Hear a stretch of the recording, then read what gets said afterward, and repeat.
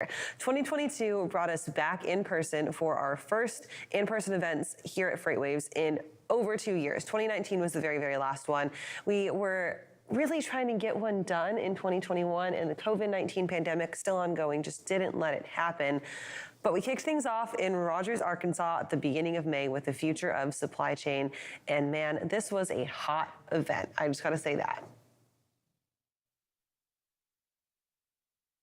We had so much fun meeting with people, and this was, I think, technically record attendance for a FreightWaves event. And then it just got even better from there because we broke those numbers at F3 when we had it here in Chattanooga. But I want to look back to that, and I think about Rogers, Arkansas, right? This was my first time up on the main stage for FreightWaves. Sydney Edwards joined me, of course, my partner in crime, the iconic blue dresses.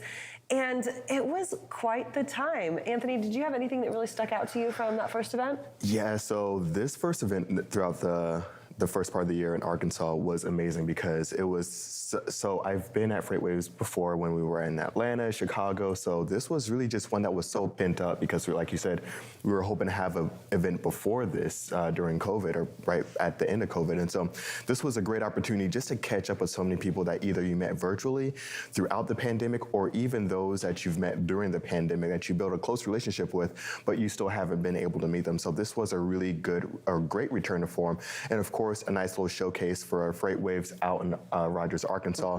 Great to get out there because it's such a hub for freight and logistics. The exciting thing about this was we launched the FreightWaves on the Road series. And so for myself, that was this 5-day journey from here in Chattanooga, Tennessee, all the way out to Rogers, Arkansas, which if you've made that drive before, it's not necessarily an easy one to make, right? And I kind of went a roundabout way, but it was really cool what we did because I ended up stopping off in 5 different cities along the way, 5 different companies involved in freight and logistics somewhere. So we visited Shipped in Birmingham. We visited with the folks at Donovan in Memphis. I sat down with some folks at XPO in Little Rock. Of course, finished out with JB Hunt. Started here with the folks down in Warehouse Row. And it was really just this interesting little start off to this journey, something that we're going to take into 2023 for the future supply chain in Cleveland. We will have another Road to Cleveland. Are you going to go all the way to Cleveland? I'm going to do it. I'm going to do it. So I think right now the plan is to go from Chattanooga to Nashville. Yeah. Nashville probably to Lexington, Kentucky or Louisville, one of the two. Go from there, go up to Indianapolis to Columbus, Ohio. So it's kind of like an up and over, up and this way, up and over, and then finish it out in Cleveland. So real quick, how do you pronounce that L word city in Kentucky? Louisville. Okay, I wasn't sure. I just want to make sure. I always hear different things. So. Louisvle. Okay. It's kind of like Whitwell in Tennessee. Okay. So this kind of reminds me of Todd, I'm sure the executive producer can relate. Some of the cities in New England, it's just like these different terms that people just kind of make these different names just to see if you're from there or not. Yeah. But I'm excited for that upcoming event in Cleveland, and I know tons of people are going to be excited for that one. But one of the big things that we are able to do leading up to those events is really being able to have those virtual events. And that was something that we are carrying over into 2023 that we were having in 2022 that I'm really excited about because it's a great networking opportunity. It's a great little in between those in-person events to really stay up to date, really be able to network and really continue to push forward some of those connections. Absolutely. And then of course, our Hometown Heroes event, the Future of Freight Festival here in Chattanooga, Tennessee. That was that first week in November this year, and it was something that our founder CEO, Craig Fuller, I think has had on his bucket list probably since he started FreightWaves. And every time that we talked about this event, it's not an event, it's an experience, and it truly was, right? We had a record number of people, again, here in Chattanooga. We dumped over $1 million into the local economy, supported everybody from local restaurants to businesses to our park system to everything in between. And every single person that I spoke to just had an absolutely incredible time, right? We had the JB Hunt party. We had folks in Coolidge Park for concerts and experiences. We jumped all over the city and saw so many things and did so many awesome events that it was just unrepeatable, I think. I totally agree. And this was, like you said, it was truly an experience. I mean, you had options of, okay, where do I want to be right now? And I know usually when you go to a lot of these corporate conferences, they're overly corporate and they're just, all right, I'm just going to go to this talk and then I'm going to just either avoid this talk and look to try to get into, a little side meeting whenever I have time. There was just so much going on. And I think the difficult part was really being able to decide what event you wanted to be a part of and what experience you really want to take part in. And that was one of the big things that I really enjoyed about F3 is that there was never a down moment. Absolutely. And of course, this was the second event that I was able to hop up on stage for. My partner in crime, Sydney Edwards, was there with me as well. And she's joining us this morning. Sid, F3 was like something out of a movie, I think, for both of us. It was this highlight moment for us in our careers at FreightWaves so far. Tell me a little bit about your favorite part of that event. My favorite part of the event. Is it bad if I say the party, the JV Hunt party? No, I feel totally fair. I feel like that was also our favorite part at our event in Arkansas, and we were like, okay, JV Hunt's got another party. We know it's going to be fun. We know the food's going to be good because at Arkansas it was a mashed potato bar, a macaroni bar, and Anthony and I were just living for that food. But the party was so much fun just because I loved the venue that we chose. The decorations were really cool. The food stations, again, were awesome. The bands were great. We just had such a good time. All the events afterwards, I think, were probably my favorite part, just because you actually got to network with people in the business on a level that wasn't, pressurized. You could just hang out and talk and get to know each other and make some business deals without feeling like there was, that you had to be doing something while you were there. Yeah. Pardon the ice pun, but it was pretty chill. Folks ask me all the time, right, is do you get nervous being up there on stage? And honestly, it's always excitable energy, but I don't think I've ever asked you, were you ever nervous up there being in front of that huge crowd? I know when you and I were up there and we ran through a script before this and we practiced some things, right? We're not going in this, completely blind. I think it's just getting on that stage and then everything's fine. It's maybe that first couple of minutes that we're talking to everybody just to get a feel of the room, a feel of the lights and the stage in general. And then after that, it's like, all right, what's next? It's not so nerve-wracking when you're friends with people in the audience and when you've got people in the backstage with us that we're introducing that we already know and have worked with before. And it's not nerve-wracking when your bestie's up there as well. Yeah, exactly.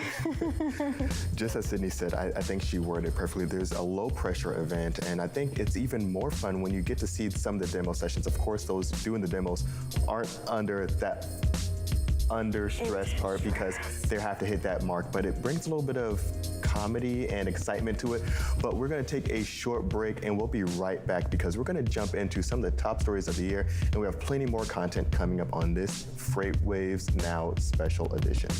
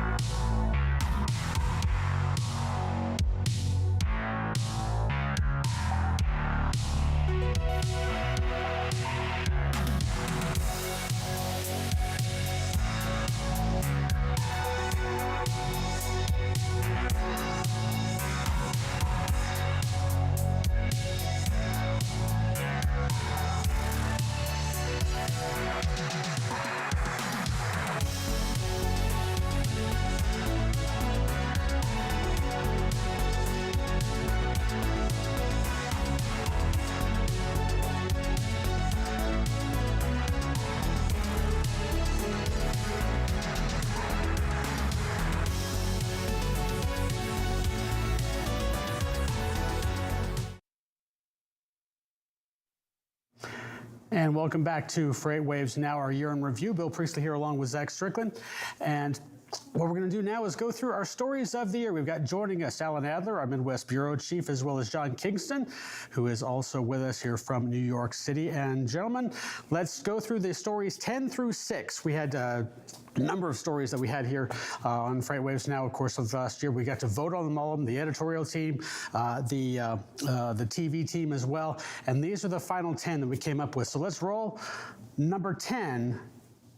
As it came out, and it was, of course, Target, and their, of course, miscalculation of their transportation funds as it came out. And this was just kind of a little bit of a bombshell, Zach. I mean, it was kind of the line of the year. We couldn't correctly underestimate or estimate our transportation costs. Yeah, I knew for us specifically, it's not a hard thing to know that your transportation spend is going to be elevated this year versus the previous year or, earlier in the year. This was reported, I believe in the first or second quarter of this year. And Target's big miss was not a shock, I think, for most people in terms of transportation spend. We saw spot rates roughly 30% above the previous year for most of 2021, and they didn't really start to come back down. So what that meant is that even if they didn't operate heavily in the spot market, which Target normally doesn't, their contracted carriers were less able to be compliant with them. So they fell through the route guides, and everybody got hit by this. This wasn't just a Target situation. All right, let's move on here to number 9. As we this is, of course, for our top 10 stories of the year. Number 9 comes to us fairly quickly here as well, and this was probably underestimated as an entire. It was the biggest story, perhaps, of the year, but really its impact on the supply chain was there as well. And John Kingston, let me go to you. Obviously, this was the huge event of 2022 as a whole, perhaps. But as far as its impact on the supply chain, kind of quickly, what did you see out of this? Well, I guess there's two parts of that. One would be the impact on oil and gas, which was significant. And the other would be impact on other supply chain. I do want to mention that I think that other impact was probably less than we thought, because, if you go back and you read some stories back in like April and May, you saw a lot of stories about impending starvation later in the year because gas prices were high. That was going to drive up the price of fertilizers, because fertilizers are very natural gas intensive in terms of their manufacturing process. Plus, Ukraine is a major exporter of grain. In addition to the fact that not just they're an exporter, their growing area was in some of the areas that were taken over by Russia. So there was all this terrible, and I think legitimately, fear that there was going to be mass starvation as a result of the war. And it didn't happen, in part because I think the Ukrainians held off the Russians, so they weren't able to go and capture the port of Odessa, which really would have made Ukraine a landlocked country. That was very significant. And just the fact that the Russians didn't advance as far as they did, I think really kind of made the impact on supply chains, again, not oil supply chains, less than we would have otherwise. So that one, I think, was a little bit of a win, given what a disaster things were predicted to be. Alan, very quickly, your thoughts on that. Yeah, if you look at the OEMs that had exposure to Russia, most of them either went to long-term or permanent suspension or actually left the country. Several of them took, write-downs. Cummins did, and I believe Volvo did, especially. Took pretty good hits to unwind their businesses there. All right, let's move on to number 8. This is right up John Kingston's alley. This was a bit of a surprise when it happened, but given the volatility, diesel hitting $5.81 a gallon, that was the high diesel mark, if you will, for the year.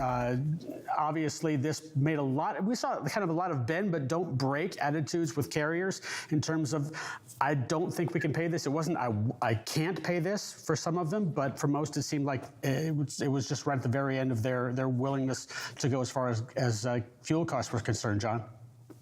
Well, going back to the first one about Target, what was really interesting was, and when you listen to the quarterly earnings calls of the public truckload companies, diesel did not come up that much. It was sort of shocking. And the reason is because the bigger companies all have very robust fuel surcharge systems where they're able to push that price down onto the shippers. Now, if you looked over, let's say, the transcripts of earnings calls from big shippers, they talked about it all the time, Target being an obvious example. So this is why I think the big carriers held up pretty well against the big price of diesel, because they've got fuel charge systems. If you're an independent owner-operator, you're probably not likely to have a fuel surcharge because you're serving so many different customers. So you have to book a rate that you hope is large enough to cover your diesel costs. And of course, there were times when that rate may have been really great because the price then plummeted, but then as it shot up, you were lagging behind on any other freight that you had booked with an idea that the diesel price was going to be X, and then it ended up at X plus. but then other times it might be X minus. So I do think in some ways this was the year that the fuel surcharge really showed its value, because a lot of truckload companies did not get crushed by these diesel prices. They were able to push them down onto shippers. And meanwhile, we know we have a significant contraction in the number of owner operators who are out there all on their own. I think diesel's a very big part of that. And at the same time, the BLS numbers on truck transportation employment have continued to rise, even though we know the market is softer. And a lot of people think part of the reason for that is that drivers are parking their vehicles when they're the ones that they own, and then they're taking driver jobs with employee driver jobs, because they don't have to worry about the price of diesel then. So I mean, it affected the market in a lot of ways. We could talk about this a long time. I know we're trying to move along, but anyway. Well, it's interesting actually as we get to this point in our poll, if you will. 10, 9, and 8 were fairly close together, and then 7, 6, and 5 were also very close together. There was a bit of a big jump. So let's jump to number 7, and that is FedEx. And FedEx hitting a $500 million shortfall in their announcements. Zach, this was a bombshell when we heard it the first time. Yeah, again, another story that we probably could have called relatively quickly here at FreightWaves. But yeah, FedEx missed a huge revenue number here because of their air cargo unit, primarily in the European and Asian countries. FedEx, of course, more heavily exposed to the air cargo market, international air cargo market, than their competitor UPS. So when this hit, this was kind of like, okay, does this mean that everything is falling apart? There'd been a lot of debate about whether or not the market was actually in a contractionary state or not. And then FedEx comes out, largest LTL carrier in the United States, but their LTL division actually was standing up okay at this point in time. This was a big international sign, though, that the global supply chain environment had changed dramatically. Absolutely. Alan, I just want to mention something about FedEx. I was checking the number. Union. UPS is completely unionized. FedEx shares were down about 32% this year so far, over the last 52 weeks. UPS shares are down about half of that. So, and you know what? I remember last year, the numbers are pretty similar. FedEx did not, UPS as a stock significantly outperformed FedEx. So, in the battle between the two, when there's a couple things that are measured, there's no doubt about it that UPS is coming out on top. Absolutely. All right, let's move on to number 6, and we'll give Alan a chance to talk for a minute and a half or so here. Number 6, what I would call the soap opera of freight. Trevor Milton is convicted of fraud. Of course, this was a long, drawn-out story over the course of months, if not years, with his removal from Nikola. Alan, this was almost a weekly and sometimes a daily story. Yeah, there were a lot of stories filed on this, and really, we could go backwards. You could go all the way back to the beginning. This is, I think, Nikola as an early entry in the SPAC game, that is special purpose acquisition companies that basically targeted a startup to go public. Nikola has led the way in almost everything, good and bad, mostly bad of late. In terms of what's happened to SPACs. Now, in the case of Trevor Milton, who was the chief salesman, really, in addition to being the sort of the executive chairman, and was spending a great deal of time trying to keep the stock price up. This is what led to some of the charges against him. The idea of fraud is multifaceted. There's wire fraud. There's all kinds of things. But ultimately, the government decided that they needed to make an example out of somebody in this era of excess. And Trevor Milton became their target, and the jury essentially bought the story. Of course, Trevor has, trying to get a new trial, and interestingly, he's using social media, which was used against him, to say that one of the jurors, was using social media when they said they weren't, and that kind of thing. Kind of not a great thing to hang an appeal on, perhaps. But he's scheduled for sentencing January 27th. Nikola is trying to get on with his business. They're struggling, as all of the startups are, with a low stock price, cash concerns, and things like that. So at 23, guys, is going to be a really important year to see how they fare. Yeah, it's going to be, like as we said, it's the soap opera of freight, it seems like, and it just doesn't seem like it's going to end. That is stories 10 through 6, and obviously the big guns haven't quite shown up yet. They will when we recap 5 through 1. Let's move on here. We've got Kaylee Nix. Actually, here you see your top 10 stories of the year in terms of what we've got so far, and then what we're moving on to will be Kaylee Nix with our CEO, Craig Fuller, in a lovely fireside chat. 2022 was another huge year in the freight industry and a really big one here for us at FreightWaves. So to really kick off this year and recap, we have our founder and CEO, Craig Fuller, with us today. Getting your thoughts on the whole year. It was a busy one for us. It was a news-packed, very volatile year. So let's kind of just break it on down. 2022, I feel like, was, yes, news-packed. Some really big news coming out of massive companies, a big year for us for events, again, hiring, economy issues. What was kind of your overall take on 2022? I think, it's interesting because we entered 2022 where we still had major supply chain challenges sort of entering the year. But come February, that all changed once Russia, the supply chain issues didn't go away overnight, but certainly it almost felt like two different economies in the pre and post Russia invasion of Ukraine. And so I think certainly January and perhaps early February felt like more of a continuation of 2021, that COVID sort of super cycle. And then we entered a market that frankly was one of the most opaque and confusing markets in recent memory, just because things change so quickly. The entire theme of our F3 event, which if you missed it, you missed a good one for sure, was kind of geopolitical issues, right? We heard a lot from our keynote speakers and the guests that came up on the main stage about geopolitical tensions and how that was really impactful to supply chain issues. Do you think that that's something that is going to continue in 2023, is to see this really heavily focused geopolitical supply chain? Well, I think if you look at it, and I said it at F3, is that if you look at the evolution of technology servicing supply chains, is that over the last, say, since the venture cycle really began back in 2015, what we saw was technology services and providers and startups trying to address problems, building a technology as a solution to then go find a market. Whereas now we're in a period of time where the broader sort of geopolitical issues are sort of forcing the supply chain to adapt to it versus sort of the other way around. We're in a post, sort of, if you look at sort of globalization period where there was sort of massive expansion of global trade, we're in that sort of post environment where it's no longer a given that countries like Russia or China or any other country is going to continue to operate under this sort of free market trading system where everybody's sort of working together. It is a much more dangerous and more volatile world that we live in. And I think that's been a major sort of backdrop to 2022. Combine that with a change in monetary policy by the Federal Reserve, there's been a completely different direction on how the cost of money is being treated. We saw the Fed raise interest rates significantly, really tighten monetary policy, and I think what's caused is significant economic contraction, which we're seeing right now in the freight market. Being a little more strategic. So something that happened this year that I think was really fascinating was FreightWaves had a ton of data releases, right? We came out with a ton of new products. And with that, we saw really the impact of having that real-time data. We made some big calls this year. You made some big calls this year. Henry Byers made some huge calls this year, way back in the middle of the year. And folks it kind of got people heated a little bit.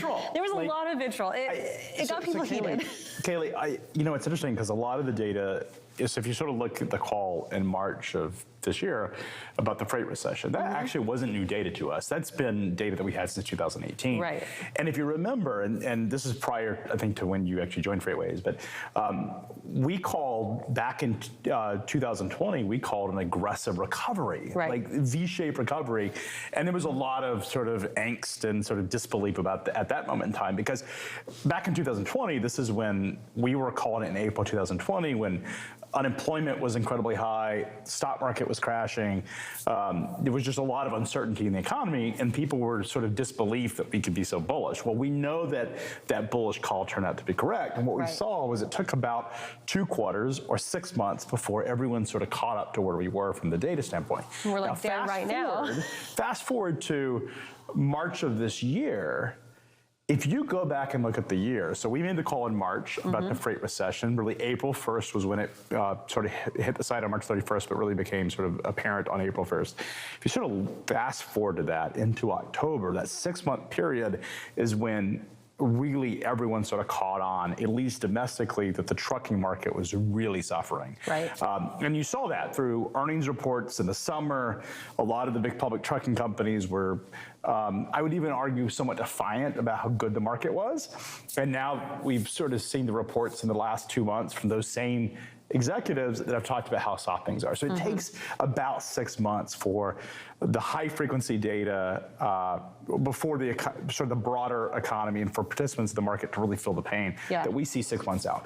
Henry Byers made an unbelievable timely call. And what's remarkable about his call back on June 6th of this past year was we had just May of 2022 was the peak of the ocean container market. Right. And his headline was that imports are dropping off a cliff. Falling off a cliff. Falling off a cliff. Like verbatim. And that was one that had people like there was step a back lot of and people were vitriol, like, whoa there. Because if you fast forward or keep going through the months, it looked like a really bizarre call because we were at the top of the market. There were like 100 ships off the port of Savannah at that time. There was still massive backlogs off the coasts.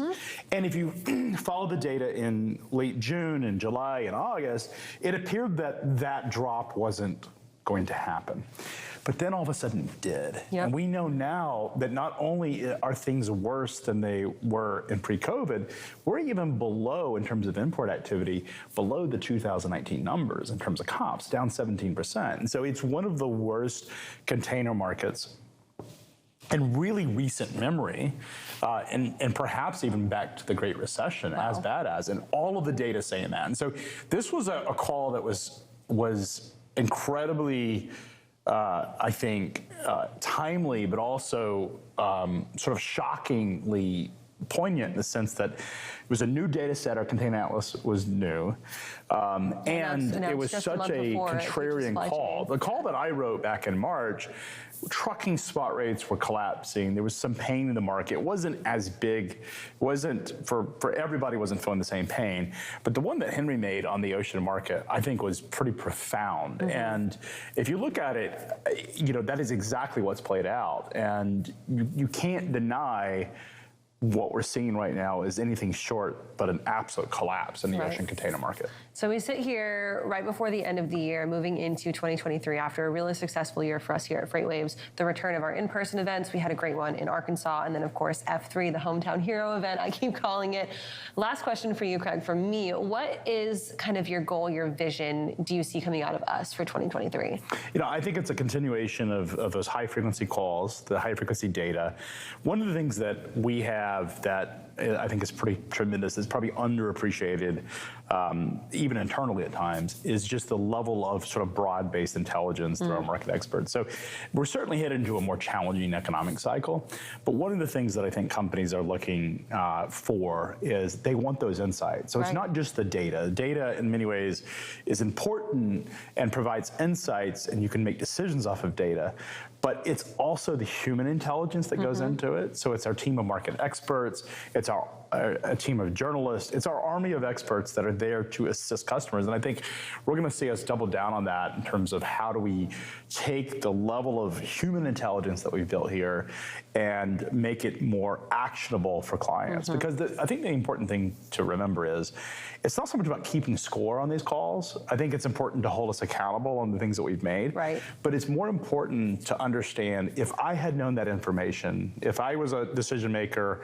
in terms of running a small trucking fleet, perhaps in April of this year, or I was in the import market and thinking about how do I negotiate freight rates into the next cycle, it's important to really understand where the market's headed. And I think what we have the opportunity to do is take those really sort of poignant and sort of contrarian calls that have turned out to be correct, and really expand on that in terms of making it so that decision makers have to live in this market every single day, and their jobs and their livelihoods and their businesses depend on it, but really double down on how we can be useful to them. We've done a really great job of crafting this very specific data for the markets, and now we are honing in on that context added to the data to make it useful for and actionable for everybody. That's absolutely right. And I think that is an exciting opportunity. I mean, one thing I will say about the COVID cycle is that if it's done anything, it has elevated the importance of supply chain. So now every boardroom, and I don't think we're going to revert back to this. I don't think we go back to a situation where supply chain is sort of this back office ignored thing. I think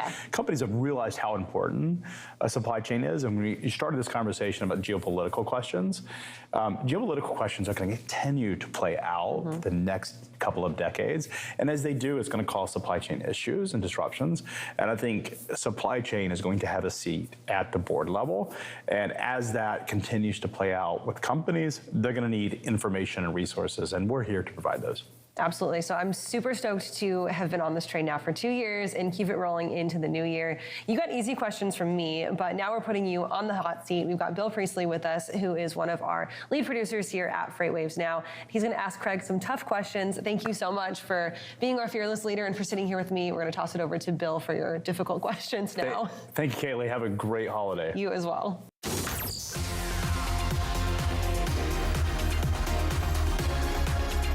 Welcome into the hot seat once again, where we take one unsuspecting, or perhaps in this case, suspecting individual and give them 10 questions we have to get answers to. And of course, we're talking about Craig Fuller, FreightWaves CEO, is joining us in the hot seat today. Craig, how you doing?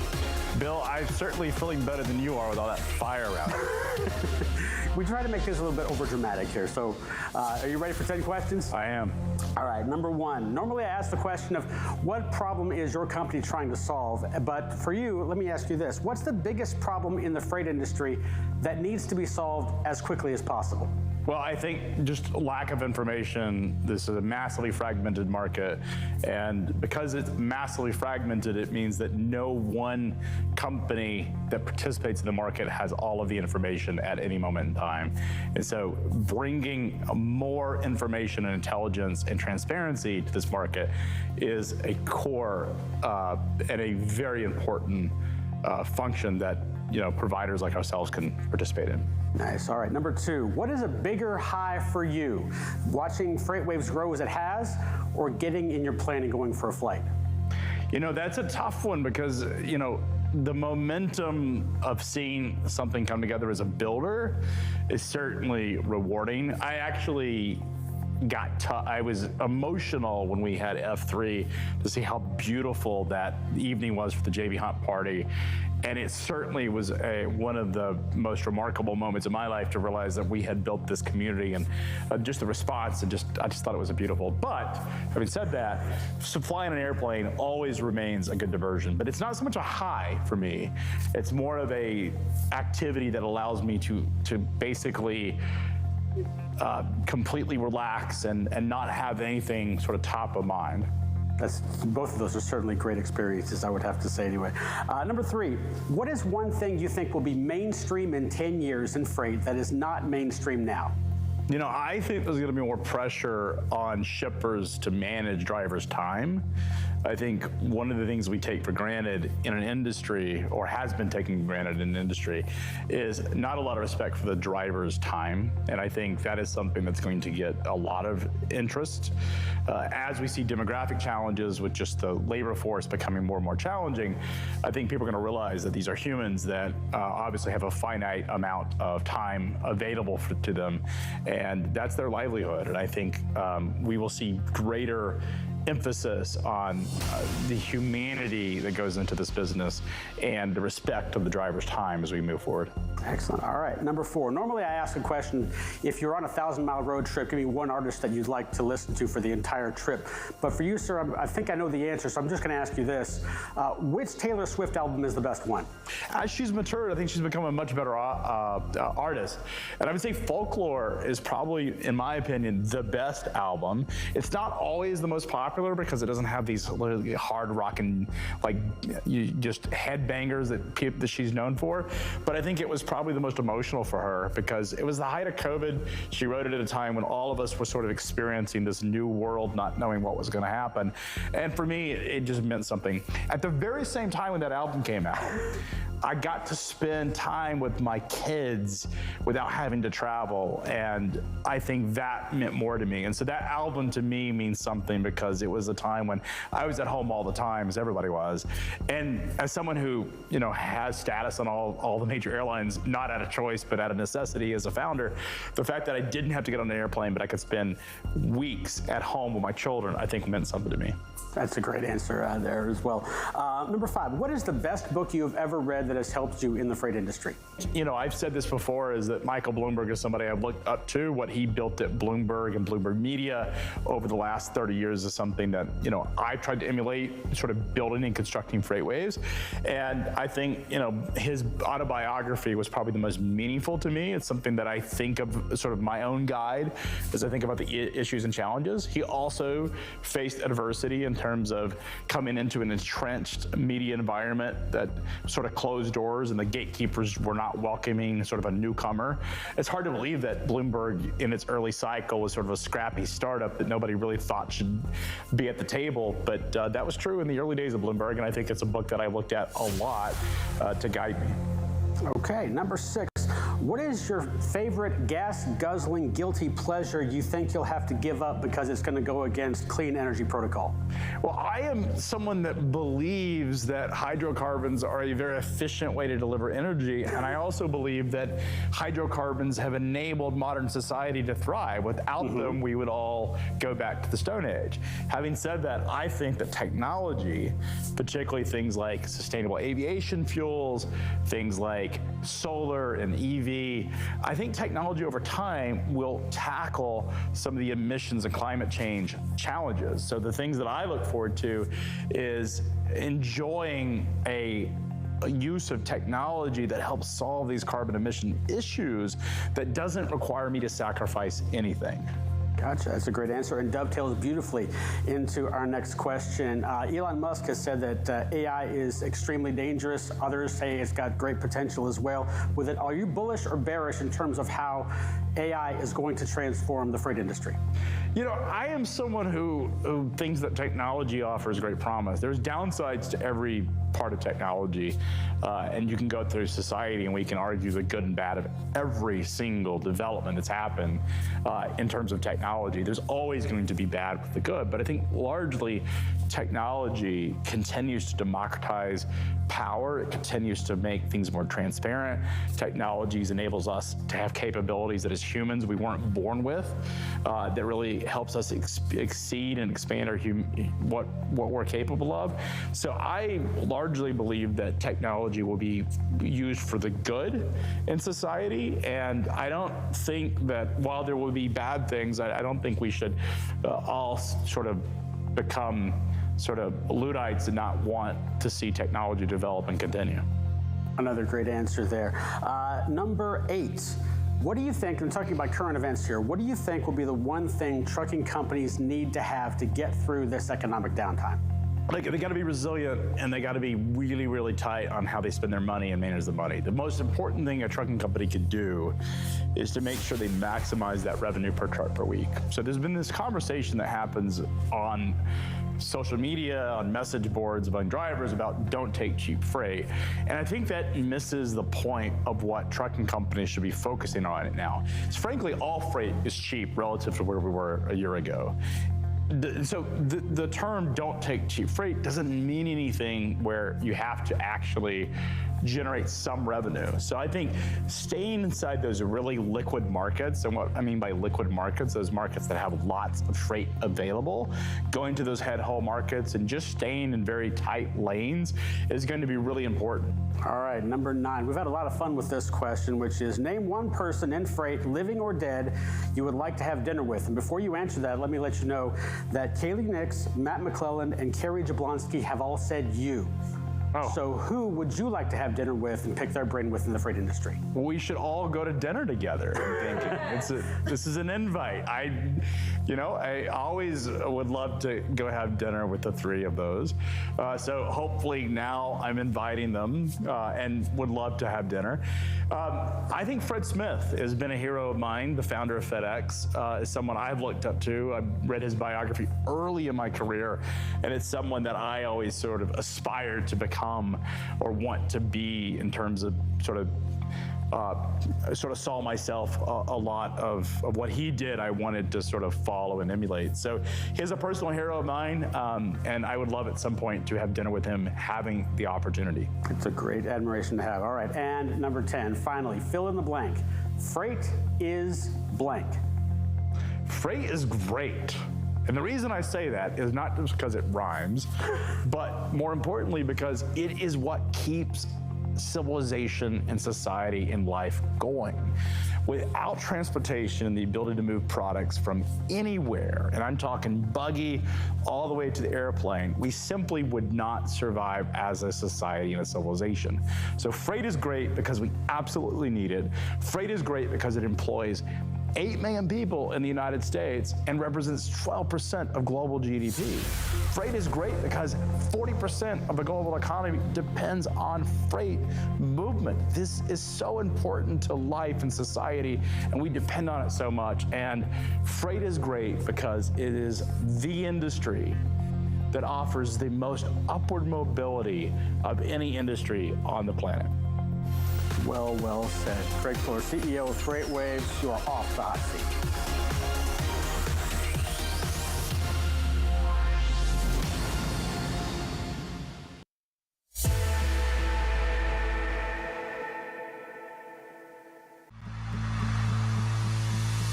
When guests come to an event like F3, we know what they want is a chance to show off their products, their swag, and make new partnerships that will last until our next FreightWaves event. But the problem is there are so many industry events, it can be so hard to find the right one to invest your time and energy in. We at FreightWaves take your investment seriously. Which is why we've brought together thousands of industry professionals in one city over 3 days to showcase all you have to offer. Because your successful connections at an event like F3 move all of us forward. Don't believe us? Join us in June.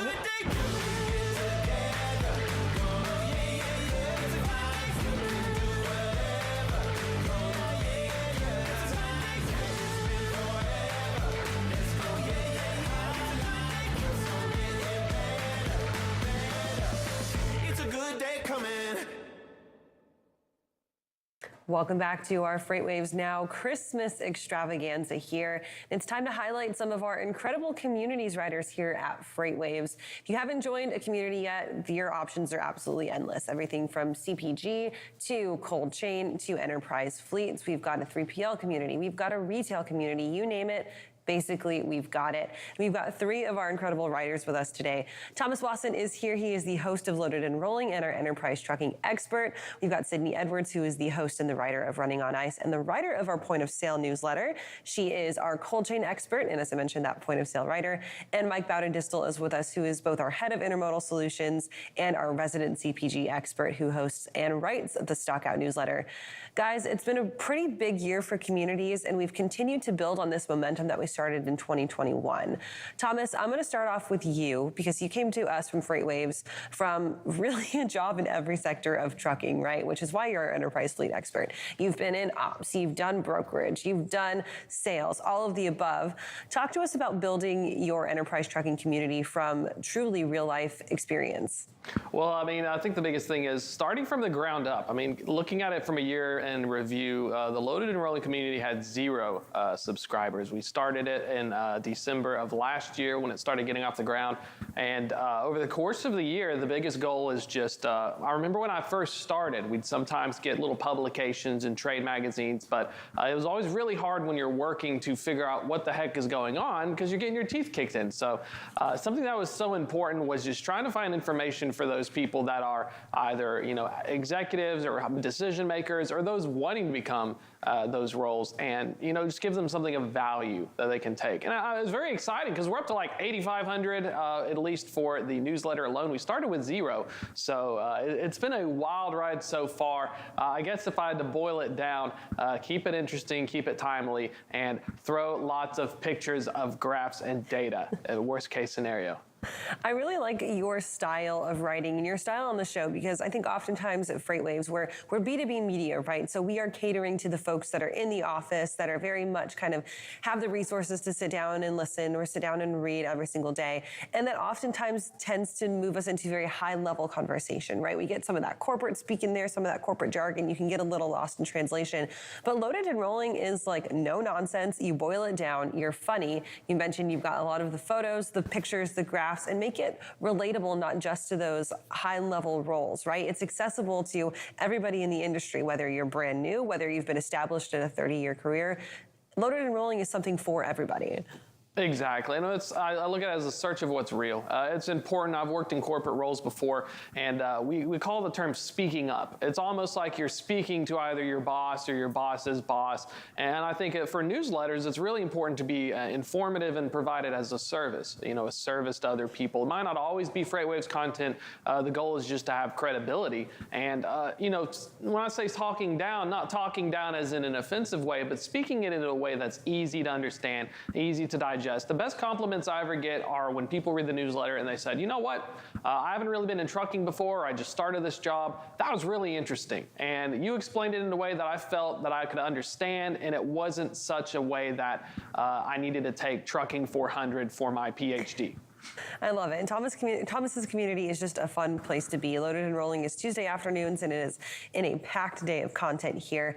Let's move on to our next expert. We've got Mike Bowden-Distel with us, who is our head of intermodal solutions here at FreightWaves. And Mike does all things intermodal for us, talking rail all the time, but also writes about CPG content with his show and newsletter, The Stock Out. And Mike, everybody's talks this year about CPG have been around inflation and high cost of goods. Is that really the number one problem that we've seen in 2022?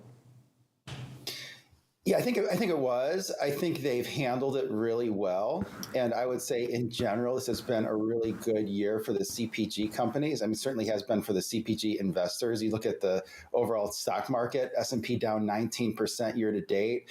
And some of these big CPG companies, General Mills up 26%, Smucker up 15%, Kellogg up 11%. So there's been kind of, in the investment community, a flight to quality in a lot of these names, and they're just a little bit sort of naturally hedged, because one way to save money is instead of going to Starbucks or going out to eat, you can eat at home. So the consumers really haven't cut back on a lot of these products, even though, like you said, the inflation has been tremendous. I mean, a lot of the retail prices are up 15% year over year, and that's on top of a steep price increase the previous year.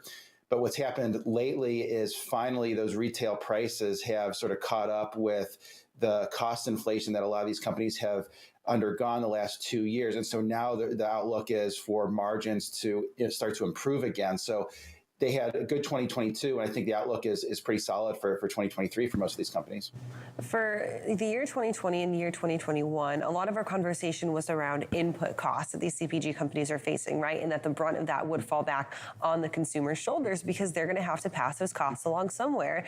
And I think that's a lot of what we've seen this year. I've definitely noticed it anecdotally shopping at the grocery store, making more conscious choices to go for maybe the private label brands instead of the name brands, right? Or looking to find those itty bitty places. Can I go with the smallest group of grapes on the shelf, right? Like those little tiny conscious decisions add up, but a lot of that weight is put on the consumer to do that. Do you think that we see any responsibility now turned back to those CPG companies to say, okay, now that we've caught up with our input costs and we are kind of existing on the same cost plane, now it's time to pay it back to the consumer and make their lives a little bit easier?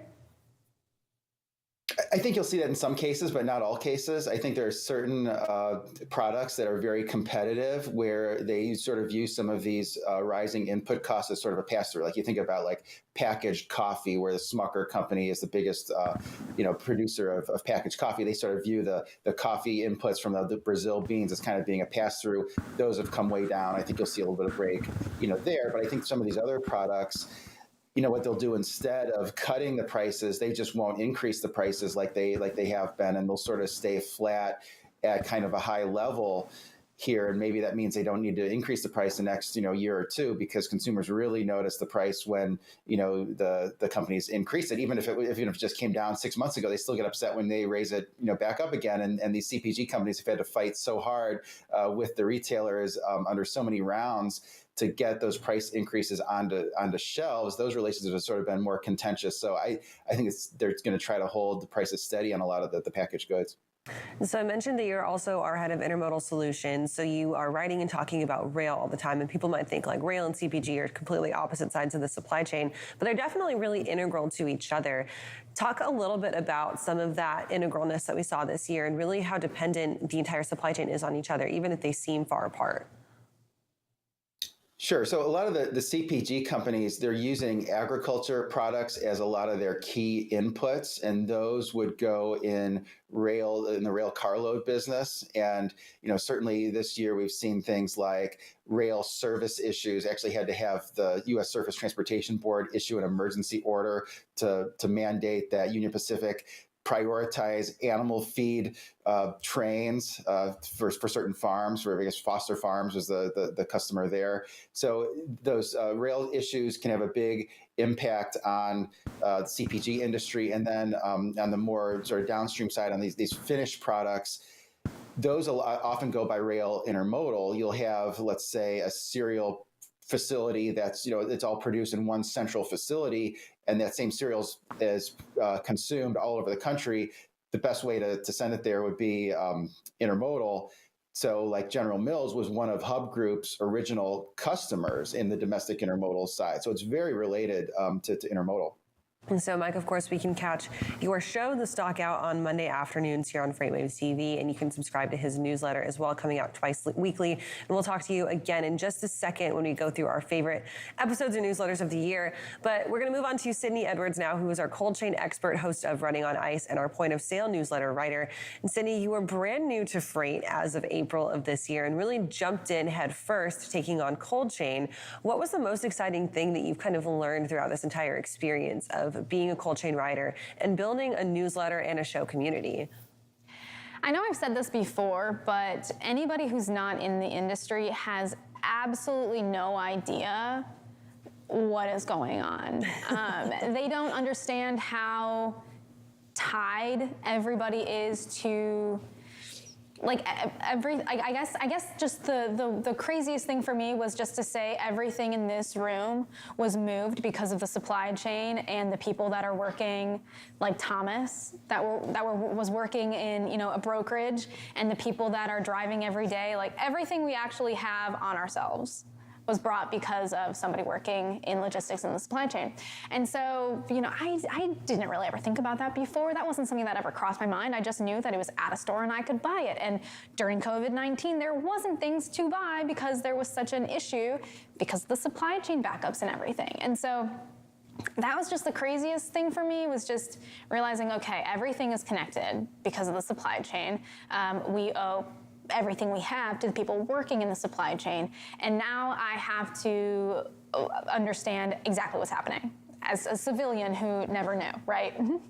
So writing about cold chain is super fascinating because it's very specific to our supply chain, right? Like there's very specific goods and things that move through cold and temperature controlled storage, but it's also such a massive part because a lot of food and the global nature of commerce now depends on that cold storage. And you've had some pretty good guests and you've had some pretty interesting guests as well. Was there anyone that really stuck out to you as like your favorite or your favorite story that you talked about this year specifically around cold chain? That's a good one. Of course, I always enjoy talking with my guests, especially because they're so knowledgeable about most of the time something specific in the cold chain industry, right? And so I have a couple of favorite guests, of course, two being a few MDs that work for Thermal Custom Packaging. They are the founders and CEOs of the company, and one was a doctor, just a human doctor, and the other one was a veterinarian, an animal doctor, right? And they decided, because they saw what was happening with their own resources. So their own types of medicines and things that they were working with every day in their own line of work, that there was a need for more cold storage. There was a need to transport things better. And so they decided to get into thermal packaging as a way of combating that and jumping into the supply chain industry. Now they are a successful company that is working with, big names on thermal custom packaging. And it's just, they grew specifically out of the pandemic, of course, because they were able to get into moving all the vaccines for, I believe it was the Los Angeles school district, which, services thousands, right? And it was just, I guess it was just so interesting to me that people from outside, basically from outside of the industry, were able to jump in and see a need for it and grow that into something that helped hundreds of thousands of people in the industry, especially when things needed to change after COVID-19. And now that we've been, kind of coming back to normal, they've been able to expand into other industries, food and beverage and whatnot. And so there are two guests of mine that I've had them on a couple times on Running on Ice, and they always come full of knowledge and full of what's next, specifically in the pharmaceutical industry, which is something people forget is part of cold chain. Mm-hmm. Everything in pharmaceuticals, whether it's vaccines or even organs, those are probably two of my favorite guests. It's all cold chain. It's all cold chain. So Thomas, taking that exact question to you, was there a favorite story or a favorite guest that you had on Loaded and Rolling this year? I'd have to say the favorite thing I did was with Sydney Edwards when she first started. It's the hidden episode where we did a test run about the logistics of cold chain and the supply chain for Chuck E. Cheeses. And Sydney had just started, of course, and was getting her feet wet as we were setting up the show. And by far, it was one of those things where we were doing the mic and the audio test. And it was like, let's test doing a whole podcast episode. And it was one of my more favorite things to do, just because not only was her really good content about cold chain, but also you could tell, just the talent that she had and what she was going to bring to the table. And then Mike, finishing up with you, was there a favorite topic or favorite guest on the Stockout this year that you covered? Yeah, some of my favorite guests are the ones that really have an area of expertise that's just very far different than my own. So I actually really learned something, and I'll call out a couple. One was Chris Moe, who's a founder of Cartograph. So this is a company that helps CPG companies craft a strategy around selling products on Amazon and Instacart, and has all these thoughts about how, the big the product needs to be, sort of what gross margins are you need to be required in order to make it profitable, how to turn it, how to get it, up high on the website so people actually see it. So he really has this kind of niche carved out with online marketing. And there was another one I'd call out, Fred Hart, who's the creative director of Interact, and he does a lot of the design with the packaging, and it sort of illustrates how you can create a packaging or basically a label on a package that really gets customers' attention, that's differentiated, but differentiated at a point that gets the point across that you want to get, the point you want to make about this particular food product and why it's different and why you should pick it up. So I thought those were both very interesting. Love that. It was a great year for our FreightWaves communities. If you decide that you want to join them, head to freightwaves.com/newsletters. Sign up for all of them while you're there. They would love to have you. We're going to go ahead and take a quick break, and then we'll come back with our top 10 funniest stories of the year.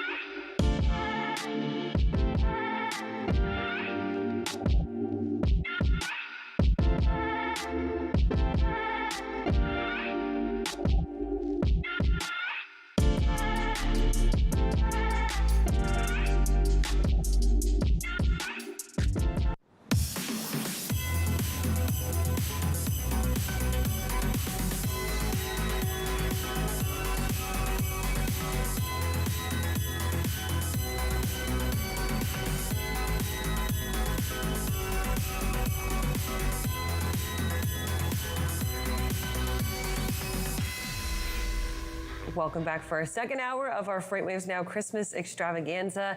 Anthony, it's time to bring the humor. We had some interesting, some funny stories pop up this year.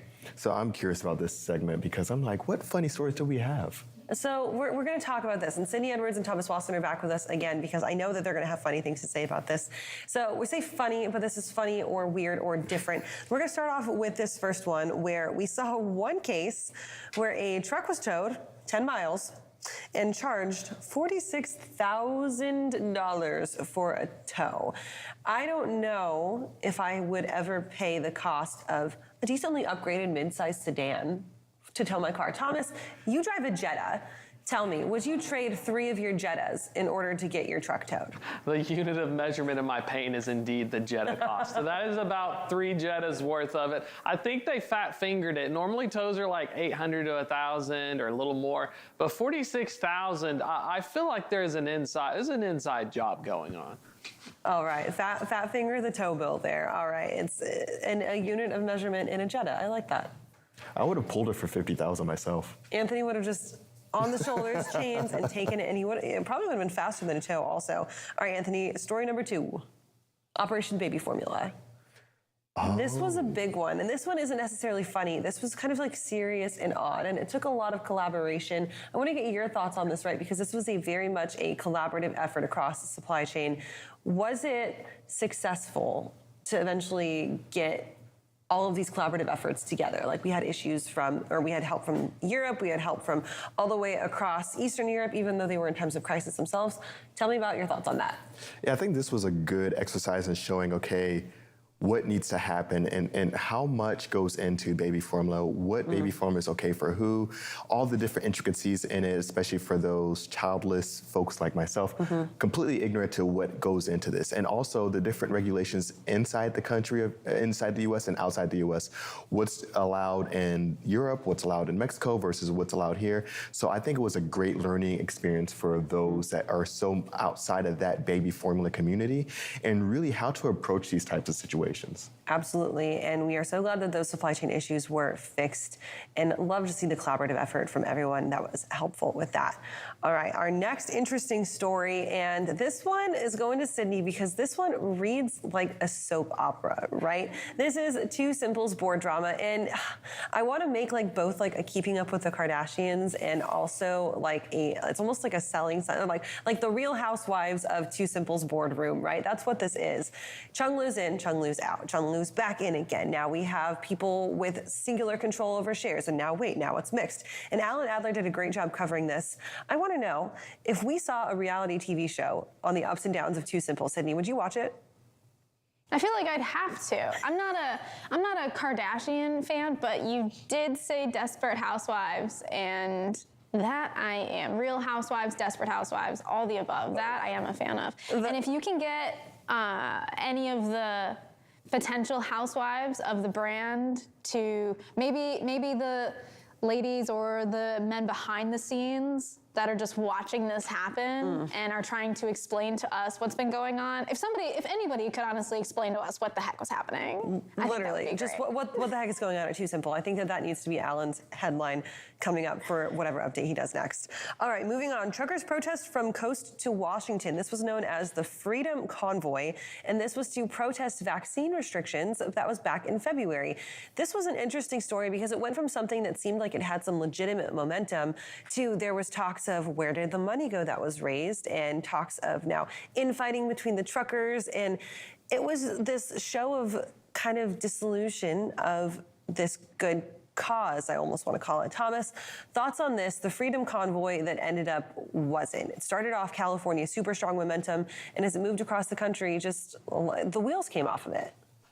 Wheels did indeed come off. Should have had more than 18 wheels on that one. This is a classic case of this is why we can't have nice things. You have a situation where drivers, I'm sure there's some older drivers who said, back in my day in the 70s, we shut down the interstates and we did it right. Nowadays it's really hard for trucking to do so, and especially in this age of social media, unfortunately what happened was you had a really great message, which was, I'm concerned about this, I have questions, I'm going to go to my representatives, and then then it turns into, I'm gonna go TikTok on this thing and please buy my product and buy my mugs that have frowny emojis on the American flag, whatever they make nowadays. So, it's cruelly ironic, but it's such a unique thing of the 2020 age of when you have something that turns into, look, even the Canadians did it better. The folks up north did a better job. So unfortunately, the wheels did indeed fall off, and it may be a while until we see something like that again, just because trucking is so very disparate. It's really hard to get a bunch of over-the-road truck drivers don't even see their families for 4 weeks, nevertheless try to figure out how to mobilize towards something that they all can agree on. Even Canadians did it better. I like that sentence. All right, this next one, getting a little saucy. Sydney, back to you. Consecutive days where we saw a tomato truck crash and then an Alfredo truck crash. Not the same place, but the same time. Somebody was making pasta on the interstate. I gotta know, would you eat interstate pasta if you had to? You're asking the right person. I know you're a pasta gal. I think I'm the one person in this room that eats the most pasta. What kind of noodle what kind of noodle would be I think the it's next truck with the noodle? It's a noodle of your choice, right? Like what noodle is going to be the best for the combination of red sauce, white sauce, and asphalt? Like what's the the secret ingredient, right? It just adds a little crunch. It adds a little crunch. That was hilarious, and that was a really good story. And then speaking of hilarious irony, Anthony, last one. Bridge collapses the day of the President Biden visit to Pittsburgh for a speech on infrastructure. Yeah. You can't write a better story than that, right? I mean, it writes itself. I mean, when you're looking at what we need, and this has been a talking point for so long because we always hear about infrastructure is needed, but it's not a sexy topic for a lot of folks. It's like, hey, we need to really do something about these roads. We really need to improve our infrastructure, but no one wants to put money towards it because it's not something that's, fancy and shiny. But this is one that just kind of wrote itself. It's just like, hey, I'm here, the bridge is down, and I think we need a little bit more help here. The proof was in the performance there on that bridge for sure. That's it for our funniest stories of the year. Tons of interesting content came out, and we're super excited to see what happens in 2023. Speaking of things that were funny, we can't go through a show without a blooper or two, and we've got some highlights. Anthony, should we check those out? I'm scared. Let's check it out.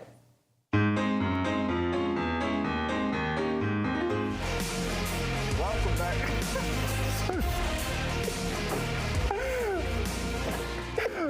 This is recorded, right?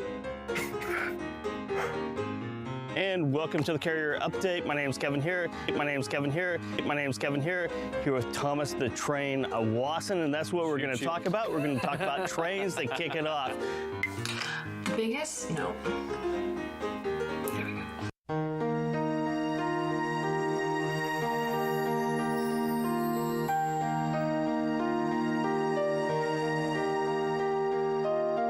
Kind of jealous. I don't know anything about a chocolate taco, but I might do some shady stuff for a Klondike, though. The winner of the World Series this year will be the San Diego Padres. Yeah, I don't agree with Kevin or anything that he says. I didn't look at his video or listen to any of his words, but just that kind of smug look when I saw his face show up on the thread, I just made me think, no, I'm going to disagree with that, and that's where I stand. I tried to hold it together. You did this. It all comes back to the faux. No, God! Yeah, the faux trap. It's stuffing cooked in the bird all day, every day. The most unpredictable element in freight today is the supply of frozen margaritas and frozen margarita machines to the TV crew. I forgot I had to turn my phone sideways. We've heard some issues about equal pay.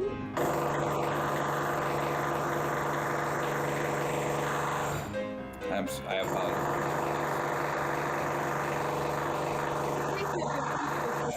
A reminder that working digitally can be difficult. I hate this. For the third time. Am I all right? All right, no, we're good. It's all good. I'm sorry, that was unprofessional.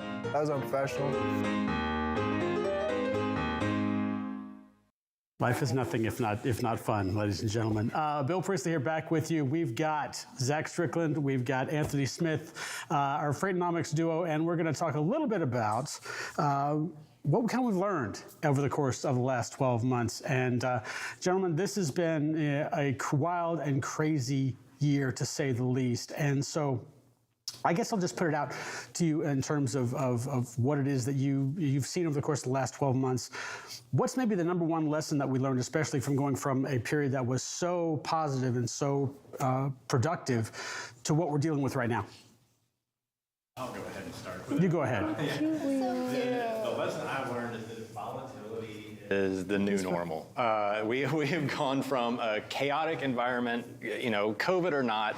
We've had a couple of years now, even without the pandemic, of extreme shifts in market dynamics. I want to pull up one chart to illustrate this, the Outbound Tender Rejection Index, the OTRI, which measures basically how compliant are carriers. And if you look at it, this is a mess. This is an absolute mess of a chart. And that looks like the spaghetti the city is about to eat. This is the past 5 years of the freight market in terms of contract compliance. So it goes above 20% for 2 years, and then all of a sudden right now, we're below 5% in what is normally an extremely tight or non-compliant period of the year. So this fluctuating cycle of up and down is really something that everybody's just going to have to get used to. Because I don't see any reason to think that this is going to change. Yeah, Anthony, let me just kind of switch that to you in terms of, obviously we're going to get into some of this, excuse me, in terms of our stories of the year coming up in just a little bit. But when you look at the causes of this and what becomes of it, and of course, one of your favorite topics, inflation, what have you seen? What did we learn from your perspective in 2022? One of the big things I took away from 2022 is just really more so around the mindset of the consumer. When we look at 2022, really coming from 2021 into 2022, we saw that there was still some savings there. One of the big things I was talking about at the beginning of the year was that there's going to be some really tightening that's going to need to happen with consumers and their spending, because we're likely going to see credit card utilization really start to pick up and really kind of hit a critical point by the end of the year. And I think we are starting to see that. But consumers are really continuing to spend. And I think even now we're seeing the savings rate now at its lowest point that it's been in over 15 years. And I think that is a big takeaway here, because we're still seeing some folks are still able to find jobs. And so even though initial jobs claims aren't spiking, a lot of folks are able to go paycheck to paycheck. Instead of just using those credit cards, they're also using buy now, pay later. And so instead of just overall just completely slowing down or shutting down everything, there is still a lot of activity happening. So I think one of the biggest takeaways that I see right now that I really took away from 2022 that I am going to take into 2023 is just really the ability to spend at the consumer level, just as long as you still have a job, until the proof is just right in front of your face of, hey, I should probably slow this down. Zach, let me come back to you here. Just kind of the same question, but maybe phrased a little bit differently. Obviously, we learned a lot of lessons, but going forward into 2023, as you look at, say, for instance, the causes of some of these things, and we'll talk about, containers, quote unquote, falling off a cliff here probably soon as well. But with that, how do we anticipate, how have you anticipated, and what do you see us trying to anticipate getting back on the progressive side of things? Hopefully we'll see a bottoming out of rates and a start to rise relatively soon, hopefully. But what are the lessons in terms of how we apply them forward? Yeah, I want to pull up one more chart here, the IOTI. This is going to be the container volumes for freight volumes, and the current year is in the white. So traditionally speaking, we see a ramp up in container volumes here at this period of the year, because we're seeing people getting ready for Chinese New Year. A lot of our freight comes from China, and they basically place their orders well ahead of that, so we can start to see things kind of ramp up. And we talked about this with Dr. Zach Rogers last week's Freightonomics about how a lot of the retailers and many of the other sectors are also in this inventory correction cycle. So what this says to me is that we are still a few months away at minimum for a lot of these companies having sufficient inventory reduction to the point where they feel comfortable with it. And then pair that with the fact that Anthony just talked about the consumer conditions.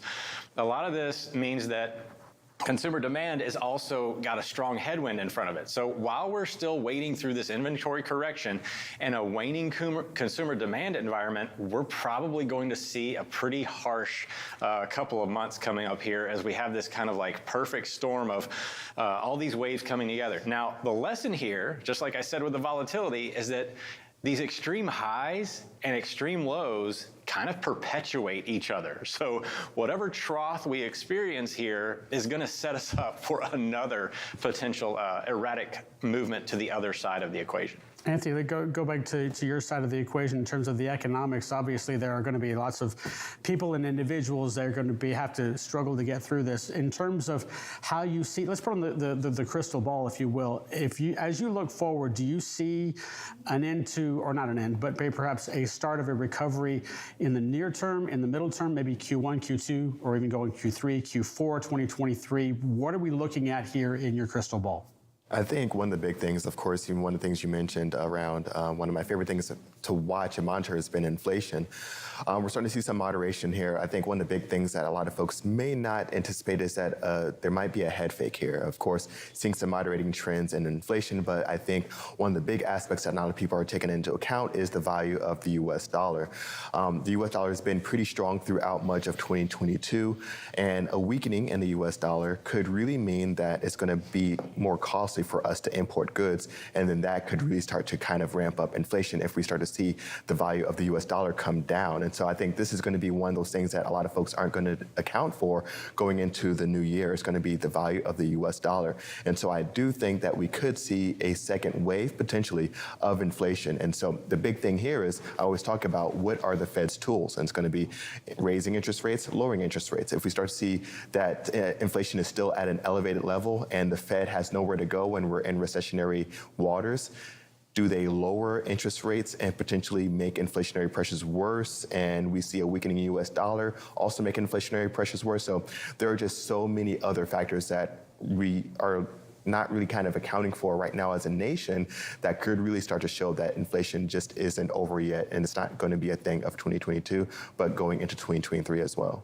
All right, Zach, let me switch that back to you. Obviously, there are factors here that are not necessarily under control, but there are events that we can see that are possibly going to impact things in the near future. One being China starting to opening things back up. Granted, that doesn't open Americans' pocketbooks that much, but are there events in the future that you see that may be able to stimulate something, if anything, in terms of relief, especially for the freight industry, not necessarily the American consumer? Yeah, I don't see anything, literally nothing in the future over the next 12-month cycle. Now, again, all of the previous events have been unpredictable. We can always have, natural disasters, things like that really tend to stimulate goods demand. But we're still seeing an erosion from the industrial sector. They're still kind of having this lagging coming out of all the supply chain bottleneck situation, which would have potentially provided some level of support for the freight demand throughout the next few months. But that's still coming down off of these extreme high cliffs. And I just don't see anything, especially with the Fed being as aggressive as they are, increasing interest rates. The consumer has still yet to really realize their conditions have eroded as much as they have. I mean, they're still spending money on credit cards. They're expecting something to come in. There's nothing on the horizon, at least in the near term, that I see that makes me think that goods demand is going to start to come back this year. All right, good stuff, gentlemen. We will take a short break here now and then come back and recap the stories numbers 5 through 1 after this.